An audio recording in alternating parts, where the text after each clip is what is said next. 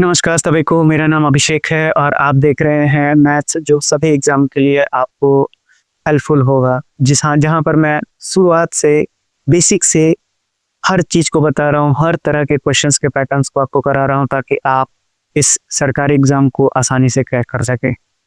हमने number system से चालू किया था और आज नंबर सिस्टम आपका ख़त्म भी हो जाएगा और आज हम डेसिमल में एंट्री कर लेंगे। तो आइए देखते हैं अपने पहले क्वेश्चन को, जो आपके स्क्रीन पर है, जो आपके आरआरबी जेईई के एग्जाम में पूछा गया है। आपसे पूछा गया है पहला सवाल कि अगर पहला नंबर और दूसरा नंबर जो है 25% और 50% ज़्यादा है तीसरे नंबर से, तो फर्स्ट और सेकंड नंबर का रेशियो बताना है। मुझे नंबर नहीं पता था, मैंने 100 मान लिया। पहला और दूसरा नंबर ये 125 यानी 25% ज़्यादा है और ये 50% ज़्यादा है। पूछा है आपसे इन दोनों का रेशियो कितना होगा, तो 25 25 125 25 6 का 150 यानी 5:6 इस सवाल का सही उत्तर हो जाएगा, यानी ऑप्शन नंबर ए। आइए बढ़ते हैं अपने अगले सवाल की ओर, जो आपके स्क्रीन पे दिखाई दे रहा है। उस सवाल को करने से पहले मैं आपको कुछ बेसिक बता दूं। आपको पता होना चाहिए जीपी, यानी जीपी का फुल फॉर्म होता है ज्योमेट्रिक प्रोग्रेशन। ये सवाल ज्योमेट्रिक प्रोग्रेशन पे बेस्ड है, जहां आपको जानना पड़ेगा ज्योमेट्रिक प्रोग्रेशन। बता दूं कि ज्योमेट्रिक प्रोग्रेशन में आपको सबसे पहले आर के बारे में पता होना चाहिए। आर यानी कि कॉमन रेशियो। कॉमन रेशियो अगर आप जान गए तो आप जीपी को निकालना सीख लेंगे। अगर आप सवाल को देखेंगे तो उसमें पहला जो टर्म है वो 1 है, दूसरा 1/2 है और तीसरा 1/4 है। यानी कि अगर मैं इस नंबर को ए दे दूं, ये दे दूं बी और ये दे दूं सी, तो यानी कि आर जो होता है वो होता है b/a। यानी आप अगर यहाँ पर रेशियो को देखेंगे तो 1/2 डिवाइडेड बाई 1, ये आ जाएगा आपका 1/2। वहीं अगर आप 1/4 डिवाइडेड बाई 1/2 करेंगे तो ये भी आ जाएगा आपका 1/2। यानी कि इस क्वेश्चन को देखने से पहले आपको समझ में आ जाना चाहिए, इस क्वेश्चन को देखने के बाद, कि जहां कॉमन रेशियो सेम आ रहा है सारे टर्म में, तो आप समझ जाइए कि वह सवाल ज्योमेट्रिक प्रोग्रेशन का है। वहीं ज्योमेट्रिक प्रोग्रेशन की 2 सीरीज बनती है, एक को बोलते हैं फाइनाइट और दूसरे को बोलते हैं इनफाइनाइट। तो अगर फाइनाइट की बात करें और इनफाइनाइट की बात करें तो यहाँ पर दोनों जगह सम का जो फॉर्मूला है वो अलग अलग होता है। आपको बता दें कि अगर ए मेरा फर्स्ट टर्म है और बी मेरा सेकेंड टर्म है, तो अगर मैं फाइनाइट के लिए लिखना चाहूँ कि फाइनाइट के लिए मेरे पास जो सम का फॉर्मूला होता है वो कितना होता है, तो आपको मालूम होना चाहिए कि ये होता है फर्स्ट टर्म इंटू आर का पावर एन, यानी एन ये सीरीज कहाँ तक जा रही है -1, और ये डिवाइडेड बाई हो जाएगा आपका r-1। तो ये हो गया फाइनाइट के लिए। वहीं अगर इनफाइनाइट के लिए अगर हम देखें तो इनफाइनाइट सीरीज के लिए जो जीपी का वैल्यू होता है, अगर इनफाइनाइट के लिए अगर मैं देखूं तो एस इन्फिनिटी की वैल्यू सिंपल हो जाती है a/1 - r। तो ये दोनों फार्मूला अगर आपको याद है तो आप जीपी के सारे सवाल कर लेंगे। तो आपने इस फॉर्मूले को नोट कर लिया होगा। अब हम आते हैं सवाल की ओर, तो बढ़ते हैं सवाल की ओर। सवाल में आपसे पूछा गया है कि दिया गया जो पैटर्न है उसको सॉल्व करके बताइए। तो ये दिया हुआ है आपका 1 + 1/2 + 1/4 + 1/8 और इनफाइनाइट तक ये गया हुआ है।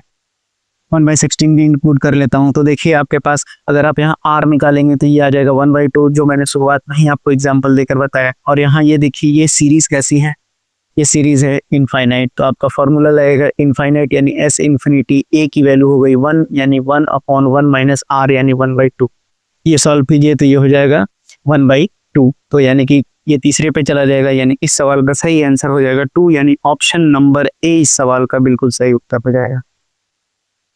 चलिए बढ़ते हैं अपने अगले सवाल पे, जहां पर आपसे कहा गया है कि एक स्कूल है जो पिकनिक पे जा रहा है, मतलब ग्रुप है जो पिकनिक पे जा रहा है, जिसमें 2/9 पार्ट वेयर एडल्ट्स, यानी एडल्ट्स की संख्या 2/9 है और जो नंबर ऑफ चिल्ड्रंस हैं वो मोर देन एडल्ट्स बाई 95, यानी कि एडल्ट की संख्या 95 ज़्यादा है चिल्ड्रन के रिस्पेक्ट में। तो how many childrens were present there, तो चिल्ड्रन की संख्या आपसे पूछी गई है। देखिए मान लीजिए एक ग्रुप है जिसमें से 2/9 पार्ट क्या है, एडल्ट है। आपसे कहा गया है कि 2/9 जो भाग है वो अडल्ट है, और तो यानी कि अगर मैं 1 में से 2/9 घटा दूं, यानी कि 7/9 पार्ट जो है वो क्या है, चिल्ड्रन है। और आपसे कहा गया है कि जो इन दोनों का जो सब्सट्रैक्शन है, यानी कि 7/9 और 2/9 जो बचा हुआ 5/9 है, उसकी संख्या जो है कितनी दी हुई है, 95 दी हुई है। तो आप 95 ले लीजिए, तो ये हो गया 19, यानी कि 1 की वैल्यू हो गई 171, यानी कि टोटल जो संख्या है वो 101। अब बोला है कि कितने चिल्ड्रन प्रेजेंट हैं, तो आपको पता है कि 7/9 चिल्ड्रन प्रेजेंट थे किसके, 171 पे। तो ये हो गया 19 और 19 सते 133, यानी इस सवाल का सही उत्तर हो जाएगा ऑप्शन नंबर बी। बढ़ते हैं अपने अगले सवाल पे, जहां आपसे पूछा गया है कि the square of A number is 3 more than twice the number, यानी कि अगर मान लेते हैं x ही माना, तो जो x स्क्वायर है वो 3 ज्यादा है ट्वाइस द नंबर से, यानी 3 ज्यादा है ट्वाइस द नंबर से। आगे इसके बिल्कुल भी सॉल्व नहीं करेंगे, हमारे पास ऑप्शन दिया हुआ है, पहले ऑप्शन को रखते हैं, यानी 1 और 3 दिया हुआ है। अगर मैं 1 यहाँ रख देता हूँ तो क्या ये सेटिस्फाई करेगा, नहीं, पहला ऑप्शन गया काम से। दूसरे में भी 1 दिया है, नहीं ले सकते। तीसरे में -1 और -3 देखते हैं, तो -1 स्क्वायर -1 हो जाएगा, और यहाँ पर रखेंगे माइनस, अगर ये आ जाएगा 1 तो ये हो जाएगा -2 + 3, यानी कि ये कितना हो जाएगा, 1 आ गया। यानी अब दूसरा ऑप्शन यहाँ चेक करना पड़ेगा, -3 रखते हैं, ये आ जाएगा 9, तो ये हो जाएगा -6 + 3, नहीं, बराबर नहीं आ रहा है, यानी ऑप्शन नंबर डी ही इस सवाल का सही उत्तर है। लेकिन मैं बैठा देता हूँ, यानी -1 और 3 की बात की गई है, तो ये आ जाएगा 1 और यहाँ आ जाएगा -2 + 3, यानी 1 बराबर 1 आ गया। अब 3 बैठा के देखते हैं, तो 9 बराबर कितना हो जाएगा, 3 × 2 + 3, यानी कि 9 बराबर 9 आ गया, यानी ऑप्शन नंबर डी इस सवाल का सही उत्तर हो जाएगा। चलिए बढ़ते हैं अपने अगले सवाल पे, जहाँ पे आपसे कहा गया है कि अमित के पास पॉकेट मनी था, जिसमें से 150 रुपया उसने स्पेंड कर दिया पेयर ऑफ शूज लेने पर और 78 रुपया घड़ी पे। तो बोलता है कि the total amount spend was 3/4 of his total, यानी 3/4 की वैल्यू जो थी वो थी 150 और 75 रुपया, यानी कि 3/4 की वैल्यू कितनी हो गई, 225 के बराबर। ये हो गया, यानी कि 1 की वैल्यू कितनी आ गई आपके पास, 300, यानी कि आपसे पूछा क्या गया है, आपसे पूछा गया what was the amount received by the Amit as a pocket money, तो यह 300 रुपया मनी था, यानी इस सवाल का सही उत्तर हो जाएगा ऑप्शन नंबर बी।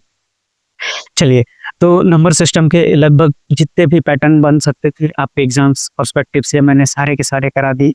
आप अब इन क्वेश्चंस को देखिए, बार बार ऐसे ही क्वेश्चंस की प्रैक्टिस कीजिए, तो आपको एग्जाम में ज़्यादा वक्त नहीं लगेगा।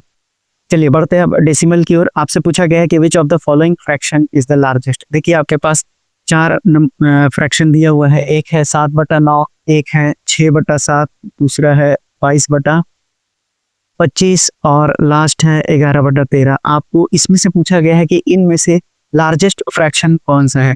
तो देखिए लार्जेस्ट फ्रैक्शन को कैसे सॉल्व करते हैं, तो सबसे अच्छा तरीका क्या है, या तो आप इनके डिनोमिनेटर को सेम बना दीजिए, तो सेम बनाने से आपको इनका एलसीएम लेना पड़ेगा और फिर आपको यहाँ पर मल्टीप्लाई करके देखना पड़ेगा कि इनमें से जो न्यूमरेटर सबसे बड़ा होगा वही आपकी हाईएस्ट वैल्यू हो जाएगा। लेकिन वहाँ तब करेंगे जब वहाँ छोटे छोटे डिनोमिनेटर की वैल्यूज हो। यहाँ पर आपको क्या करना है कि अगर इस तरह का बड़ा आता है तो आप देखेंगे कि वहाँ पर निश्चित रूप से आपका गैप जो है कम दिया रहेगा। तो 7 और 9 के बीच में 2 का गैप है, 6 और 7 के बीच में 1 का गैप है, और 22 और 25 में 3 का गैप है, और 11 और 13 में 2 का गैप है। तो अब देखिए कि अगर हमको गैप को बराबर करना होगा तो हमको एलसीएम कितना लेना पड़ेगा, इन सब का एलसीएम, यानी 2, 6, 3 और 2 का एलसीएम आपका कितना आ जाएगा, तो ये आ जाएगा आपका 6। यानी कि अब यहाँ 2 को 3 से मल्टीप्लाई करना है, तो आप ऊपर नीचे दोनों करने की जरूरत नहीं है, लेकिन एक करके मैं दिखा रहा हूँ आपको। तो अब यहाँ पर 3 करेंगे, यहाँ पर भी, यहाँ पर 1 है तो यहाँ पर आपको पूरा का पूरा 6 से करना पड़ेगा। अब यहाँ पर आपको 2 से, यहाँ पर भी 2 से, यहाँ पर आपको 3 से, यहाँ पर 3 से, ताकि अब आप गैप आपको दिखाना है कि बराबर आ जाएगा। तो ये हो जाएगा 21/27, ये हो जाएगा 36/42, यहाँ हो जाएगा 44/50, यहाँ हो जाएगा 33/39। अब आप देखिए हर जगह गैप 6 का हो गया।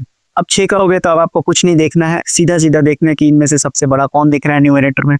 तो ये नंबर दिख रहा है और ये नंबर कौन सा था, 22/25, यानी इस सवाल का सही उत्तर हो जाएगा ऑप्शन नंबर बी। चलिए बढ़ते हैं अपने अगले सवाल पे। अगला सवाल आपसे पूछा गया है कि फाइंड द ग्रेटेस्ट फ्रैक्शन। तो आपके पास -3/2 दिया हुआ है, 3/2 दिया हुआ है, 11/4 दिया हुआ है और 5/2 दिया हुआ है। तो आपसे यहाँ पर भी लार्जेस्ट ही पूछा है, तो माइनस को तो बाकी हटा देंगे। लेकिन अब यहाँ देखिए तो यहाँ पर काफी स्मॉल नंबर है, तो यहाँ 4 एलसीएम हो जाएगा। 4 एलसीएम हो गया, यानी ये हो गया -6, ये हो गया 6, ये हो गया 11 और ये हो गया 10, यानी कि ये नंबर सबसे बड़ा है। 11/4 इस सवाल का सही उत्तर हो जाएगा, यानी ऑप्शन नंबर बी। आइए देखते हैं इस सवाल को जो आपके ग्रुप डी में पूछा गया है। आपके पास 11/14 दिया है, उसके बाद दूसरा आपका 17/21 दिया हुआ है, उसके बाद 5/7 दिया हुआ है और 2/3 दिया हुआ है। आपको इसको डिक्रीजिंग क्रम में बजाना है। तो देखिए डिक्रीजिंग हो या फिर आपसे बोल सकता है डिसेंडिंग, ये दोनों शब्द आप याद रखेंगे। और वहीं आपसे बोलेगा कि या तो असेंडिंग में अरेंज कीजिए या फिर इंक्रीजिंग ऑर्डर में असेंड कीजिए। तो अगर यहाँ बोलता है तो आपको जो सबसे पहला स्मॉलेस्ट होगा, स्मॉलेस्ट से लार्जेस्ट की ओर जाना है। वहीं अगर डिक्रीजिंग बोलेगा तो लार्जेस्ट से आपको स्मॉलेस्ट की ओर जाना है। चलिए आइए इस सवाल को देखते हैं।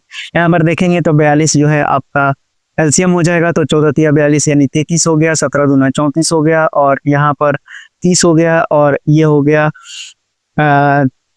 14 हो गया, 14 दूना 28। अब आप देख लीजिए कि आप सबसे पहले किसको लिखेंगे। तो आपको सबसे पहले लिखना पड़ेगा सबसे बड़ा वाला नंबर, क्योंकि डिक्रीजिंग ऑर्डर पूछा है। तो यानी बी वाला, यानी ये हो गया, सबसे पहले लिखेंगे आप।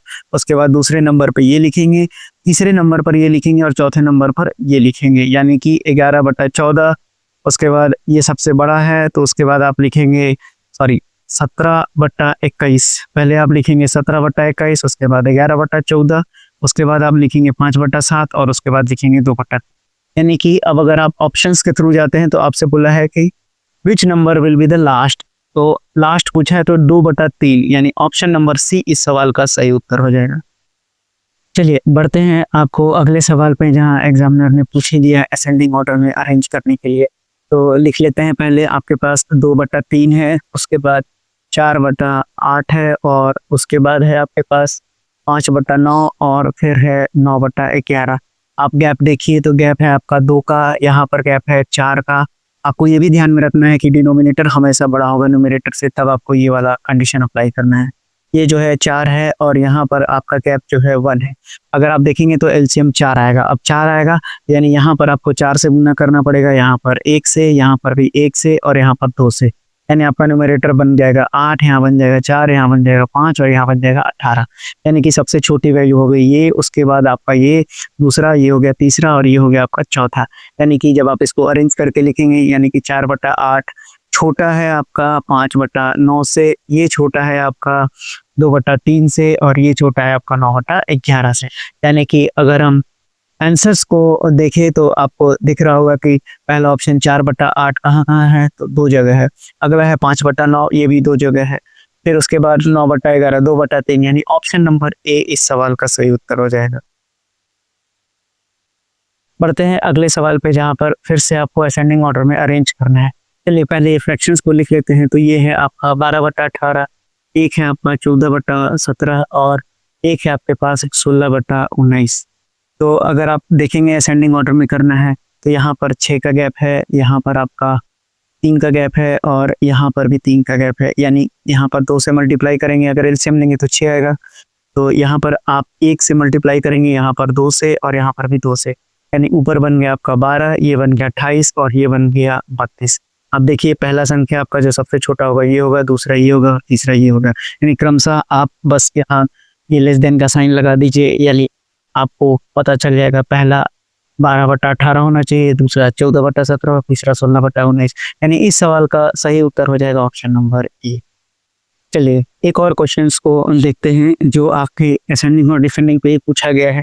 आइए आपसे बोला गया है कि 4/-9 है, वहीं आपके पास अगला बोला है -7/18 है और अगला जो है 5/-6 दिया हुआ है और इसके आगे आपके पास दिया हुआ है -2/3। आपको बता दें कि ऊपर लिखा हो या नीचे लिखा हो, यह है माइनस में है, निगेटिव में है, यानी सारे के सारे निगेटिव में है। और आपको ये पता होना चाहिए कि जो निगेटिव में सबसे छोटा होता है वो सबसे बड़ा नंबर होगा। यानी यहाँ चारों में निगेटिव में जो सबसे बड़ा होगा वो सबसे छोटा फ्रैक्शन आएगा और जो सबसे छोटा होगा वो सबसे बड़ा फ्रैक्शन होगा। चलिए तो यहाँ पर भी, अब यहाँ पर तो एलसीएम डायरेक्टली आप ले सकते हैं, तो एलसीएम आपका यहाँ 18 हो जाएगा। यानी कि 9 दूना के 18 हो जाएगा, तो यानी कि 4 दूना के 8, ये हो गया -7, ये हो गया -15 और ये हो गया -12। यानी कि जो आपको बोला है इसमें असेंडिंग में अरेंज करने के लिए, यानी कि जो सबसे छोटा नंबर होगा यहाँ पर वो जो सबसे बड़ा दिख रहा है वही होगा। यानी कि ये हो जाएगा सबसे छोटा, उसके बाद दूसरे नंबर पे ये आ जाएगा और उसके बाद तीसरे नंबर पे ये आएगा और चौथे नंबर पर ये आएगा। यानी कि -5/6 लेस देन होगा -2/3 के, लेस देन होगा -4/9 के और लेस देन होगा -7/18 के। यानी कि अगर आप देखेंगे, आपसे पूछा गया था कि सबसे पहले किसको रखेंगे, तो सबसे पहले रखेंगे -5/6 को, यानी कि ऑप्शन नंबर सी इस सवाल का सही उत्तर हो गया। आइए देखते हैं इस सवाल को जो आपके आरआरबी एनटीपीसी में पूछा गया है। आपके पास 3 फ्रैक्शन दिया हुआ है 1/4, दूसरा है आपका 4/15 और तीसरा है 0.33। आप इसको 33/100 लिखने की जरूरत नहीं है, इसको इसने फिक्स दे दिया है। ऐसा क्वेश्चन आए तो आपको इससे कोई छेड़छाड़ नहीं करना है। आप यहाँ अगर देखेंगे तो ये भी 0.33 आ रहा है, लेकिन आपको इससे एक संख्या ज़्यादा लेना है। अब यहाँ पर अगर आप देखेंगे तो 4/15 है तो आपको आ जाएगा 15 दूना के 30 और 6 ये चलता चला जाएगा और ये है 0.33। अब आपको बोला गया है कि असेंडिंग में अरेंज करना है, तो सबसे पहला संख्या ये आएगा, दूसरा ये आएगा और तीसरा ये आएगा। यानी अगर ऑप्शन के वाइज चले तो इस सवाल का सही उत्तर हो जाएगा 4/15, 0.33 और 1/3, यानी कि सी सवाल का सही उत्तर हो जाएगा। देखिए आरआरबी एनटीपीसी में पूछा गया ये थोड़ा सा लेंथी सवाल है। आइए देखते हैं क्या क्या फ्रैक्शन है। 13/21 है और 57/97 है और उसके बाद 52/94 है और यहाँ पर अगर आप देखेंगे तो 36/79 है।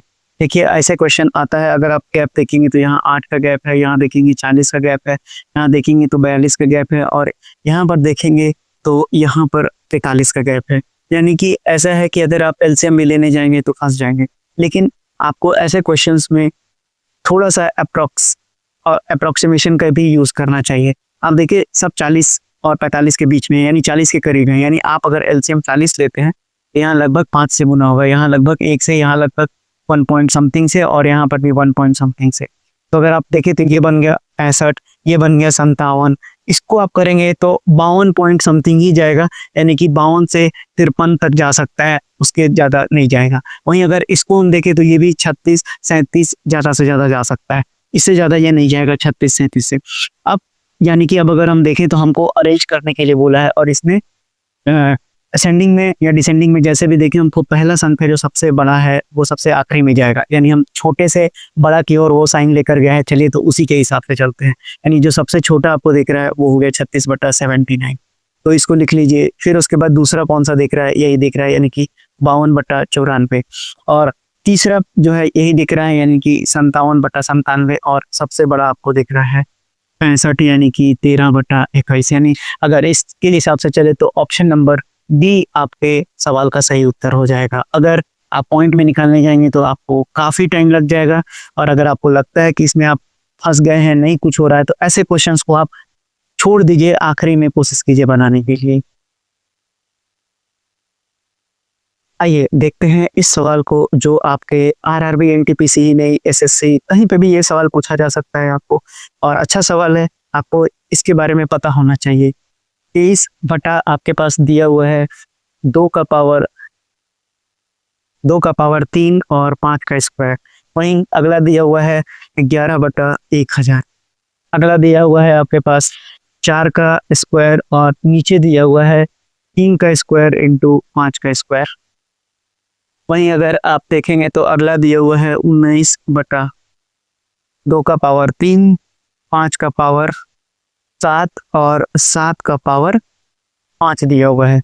देखिए ऐसे सवाल एग्जाम्स में आ जाएंगे तो आपको लगेगा कि इसको स्किप कर दे, लेकिन आपको स्किप नहीं करना है। आपसे पूछा गया है कि इसमें से नॉन टर्मिनेटिंग कौन सा है, तो मैं डायरेक्टली बिना देखे आपको बता दूंगा कि ये नॉन टर्मिनेटिंग है। आइए समझते हैं इसके पीछे का क्या मैथ्स है। आपको नीचे बस ये देखना है कि हम 10 लाएं, 100 लाएं, 1000 लाएं, 10,000 लाएं, 1 लाख लाएं, लेकिन नीचे जो है हमको कोई नंबर नहीं आना चाहिए 1000, 100, 10 इनके अलावा। तो देखिए अगर आप यहाँ देखेंगे तो बोलेंगे पहले ऑप्शंस में तो हमको दिख ही नहीं रहा है, दिखेगा आपको। देखिए अगर यहाँ 2 का पावर 3 है और 5 का पावर 2 है, यानी कि इसका पेयर अगर हम बनाए तो 5 गुना 2 का पावर 2 ही बनेगा, 1 2 यहाँ पर एक्स्ट्रा हो जाएगा। तो आपको कुछ नहीं करना है, 1 5 यहाँ और 1 5 यहाँ से मल्टीप्लाई कर देना है। तो देखिए ये भी क्या बन गया आपका 10 बन गया, यानी ये भी क्या कर जाएगा, टर्मिनेट कर जाएगा। उसी तरह यहाँ तो देखने की जरूरत ही नहीं है, ये तो ऐसे ही पूरी तरह भाग लगा हुआ है। अब यहाँ पर क्या करेंगे आप, यहाँ पर देखिए आपको पता है कि 5 का स्क्वायर और 3 3 की 9 ये हो गया 225। आप इसको 4 बार गुना करेंगे तो ये भी बन जाएगा 1000, यानी ये भी टर्मिनेट हो गया। लेकिन जहां पर डिनोमिनेटर आपका 7 आ गया, अब आप 7 को कभी भी किसी संख्या से भी मल्टीप्लाई करेंगे, 5 से भी करेंगे तो भी करेंगे, तो 7 इंटू में ही वो रहेगा, यानी 7 हटने वाला नहीं है। तो यानी ये जो है आपका ऐसा संख्या है जो टर्मिनेट नहीं हो पाएगा, नॉन टर्मिनेट होगा, और यही सवाल का सही आंसर हो जाएगा। आपको समझ में आ गया होगा। चलिए अभी आप जिस क्वेश्चंस को देखे, अब उसी के ऊपर एक और क्वेश्चन कर लेते हैं ताकि आपका सारा डाउट क्लियर हो जाए। आपके पास 4 ऑप्शन दिया हुआ है, 6/144, वही आपके पास दिया हुआ है 12/144, उसी के आगे लिया हुआ है आपके पास 3/144, और वहीं चौथे में दिया हुआ है 9/144। यानी यहाँ पर आपको डिनोमिनेटर सभी जगह पर सेम कर दिया है। अब आप क्या करेंगे, आपको पता है जिससे कट रहा है आप काट लीजिए। 6 एकम 6 दूना 12, 6 चौक 24, 12 एकम 12, 12 दूना 24, यहाँ पर कितना हो जाएगा 3 चौक 12, 3 या की 24, यहाँ पर क्या हो जाएगा 16।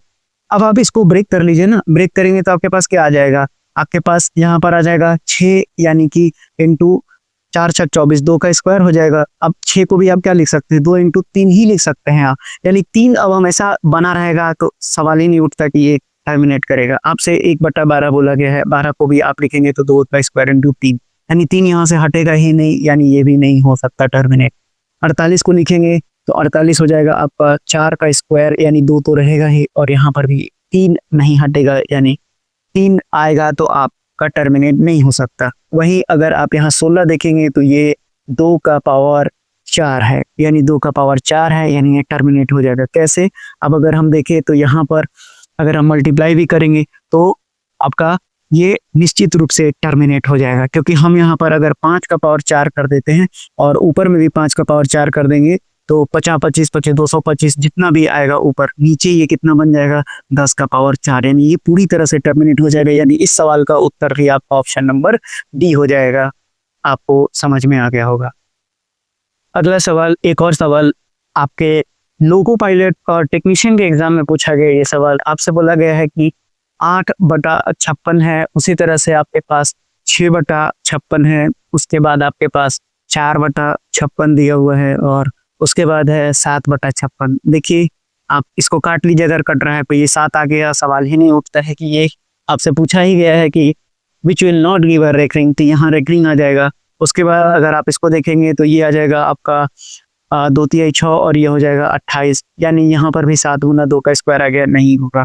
4 ये 14 आ गया, 7 गुना 2 ये भी नहीं होगा। 7 8 56, 2 का क्यूब है, यानी कि 100% यही आएगा, क्योंकि यहाँ हम कर देंगे 5 का क्यूब और यहाँ भी कर सकते हैं 5 का क्यूब, तो ये बन गया नीचे आपको 1000, यानी ऑप्शन नंबर डी इस सवाल का सही उत्तर होगा। आइए देखते हैं, शुरुआत करते हैं इस आसान से क्वेश्चन को कि इस तरह के क्वेश्चंस को आप कैसे डील करेंगे एग्जाम में। आपके पास दिया गया है कि 0.56 के ऊपर रेकरिंग है, वहीं इसके साथ आपको दिया हुआ है 0.43 के साथ रेकरिंग है, और उसी तरह से 0.89 के ऊपर रेकरिंग है। तो जितने भी नंबर के ऊपर रेकरिंग होता है बस आपको उसके नीचे 99 लिख देना है, यानी ये हो जाएगा 43/99 और ये हो जाएगा 89/99। अब आप इसको पूरे को जोड़ेंगे तो आपके पास आ जाएगा 6 3 9 9 18, और ये हो गया 5 4 9 8 17। यानी अब इसको आप तोड़ के कैसे लिखेंगे, 1 प्लस आपको ये 89/99 ही है। आप देखिए क्योंकि 9 9 18, 9 8 17 और 1 18 हो जाएगा, तो ये आपको बनना चाहिए कि ये कैसे लिखा हुआ है। तो अब आप देखेंगे तो आप 1 प्लस इतना का मतलब ही समझिए कि ये 89/99 है, यानी कि ये 89 के ऊपर रेकरिंग चलता जाएगा, क्योंकि 9 9 9 9 चलता है। अब आपको एक्स वगैरह नहीं मानना है, तो ये 1, और ये चूंकि दशमलव में आएगा तो ये कितना हो जाएगा 1 पॉइंट, आपको 89 के ऊपर रेकरिंग डाल देना है। यानी कि इस सवाल का अगर सही उत्तर देखेंगे तो ऑप्शन नंबर सी सवाल का सही आंसर हो जाएगा। आइए देखते हैं अब इस तरह के सवाल को आप कैसे डील करेंगे। आपके पास दिया है 0.124 64 और 64 के ऊपर रेकरिंग दिया हुआ है, और आपको बोला है कि इसको p/q के फॉर्म में आपको रिप्रेजेंट करना है। आइए देखते हैं कैसे करेंगे। आपको कुछ नहीं करना है, दिए हुए नंबर को एज इट इज लिख लेना है, और जितने के ऊपर रेकरिंग है उतना को छोड़ देना है, और बाकी क्योंकि इनको बाहर करना है आपको, तो 124 बाहर हो जाएगा इसमें से। और वहीं जितने के ऊपर रेकरिंग है उतना 9 तो आपको चाहिए ही, और जितने के ऊपर रेकरिंग नहीं है उतना आप 0 बैठा देंगे। एक बार फिर से एक्सप्लेन कर देता हूँ। आप देखिए इधर इधर वाले संख्या को भी अभी बताता हूँ आने वाले क्वेश्चंस में। अभी ये 0 पॉइंट के बाद वाला बता रहा हूँ। आप देखिए जितने के ऊपर रेकरिंग है आप पहले पूरे नंबर को लीजिए, उसके बाद जितने के ऊपर रेकरिंग नहीं है उसको घटा दीजिए, और जितने के ऊपर रेकरिंग है उसमें 2 के ऊपर है तो 2 9 लिखिए और बाकी 3 शून्य आ जाएगा जितने पर रेकरिंग नहीं। अब आप इसको सॉल्व कर देखिए। तो 4 में से 4 गया 0, 6 में से 2 गया 4, 4 में से 1 गया 3 और ये हो गया 123 यानी 99,000। एक शून्य काट दीजिए, सिंपलेस्ट फ्रैक्शन में आंसर दिया हुआ है। ये हो जाएगा 2 चौके 8, 2 9 18, 2 पचे 10 और यहाँ आ जाएगा 2 चौका 12, 2 एकम 2, 2 सौ 14 यानी कि 617/49 आपका इस सवाल का सही उत्तर हो जाएगा, यानी कि ऑप्शन नंबर डी इस सवाल का सही उत्तर हो गया। तो आज के लिए इतने ही क्वेश्चंस थे, और अगर आपको समझ में आ रहा हो मैथ्स, अगर आपको लग रहा है कि आपको एग्जाम्स में आपके सवाल अगर इस तरह के आते हैं तो बन जाएंगे, तो मैंने इसीलिए शुरुआत से चालू किया है। मैं आपको धीरे धीरे पूरा पढ़ाता चला जाऊंगा और आप इसको नोट करते रहिए, ऐसे क्वेश्चंस को प्रैक्टिस कीजिए। अब आपको बनाने में भी आसान लगेगा। तो आगे बढ़ते रहिए, पढ़ते रहिए, सरकारी नौकरी लेते रहिए, और अगर अच्छा लग रहा होगा तो चैनल को लाइक और सब्सक्राइब भी कीजिए। धन्यवाद।